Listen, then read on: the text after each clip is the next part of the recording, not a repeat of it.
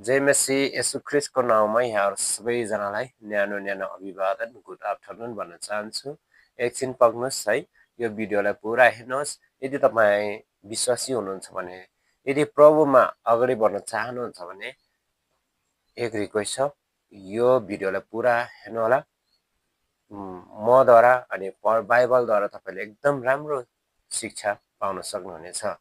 अनि शिक्षा चाहिँ यस्तो छ है, अनि यो ज्ञान चाहिँ सोलोमनले दिने ज्ञान हो। हितोपदेश 29:18ले चाहिँ यहाँनिर के भन्छ भने चाहिँ, जहाँ चाहिँ दर्शन र प्रकाश छैन त्यहाँ चाहिँ मानिसहरू भाँडिन्छन् है। मानौ तपाईँले दर्शन है अथवा योजना बनाउँदै तपाईँ लक्ष्य तपाईँले दर्शन बोकिराख्नु भएको छ, शरीरको अनुसार तपाईँले एउटा लक्ष्य बोकिराख्नु भएको छ, त्यो लक्ष्यलाई पुरा गर्नु नभने तपाईँ स्थिरको स्थिर हुनुहुन्छ। गरिब स्थानमा हुनुहुन्छ भने तपाईँ गरिबको गरिबै हुनुहुन्छ। यदि तपाईँले बनाउनु भएको योजना अनि दर्शनमा चाहिँ तपाईँले शारीरिक अनुसार काम गर्दै जानुहुन्छ भने अनि तपाईँको जीवन चाहिँ के हो त, एकदम माथि जान्छ।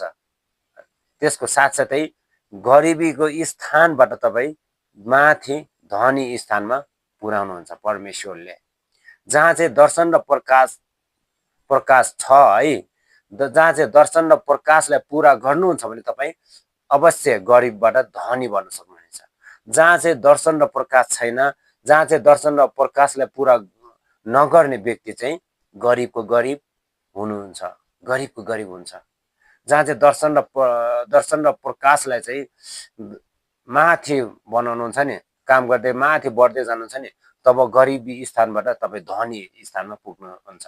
आज बाइबलले चाहिँ यो शिक्षा चाहिँ दिन्छ। तर हामीले यो शरीरमा गर्नुपर्ने काम साथसाथै आत्मामा पनि गर्नुपर्छ।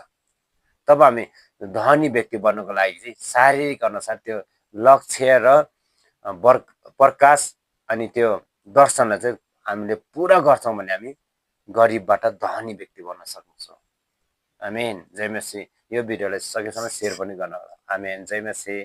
तलपट्टि सब्सक्राइब छ, सब्सक्राइब पनि दबाउनु होला। तल सब्सक्राइब छ है। हुन्छ। जय मसी।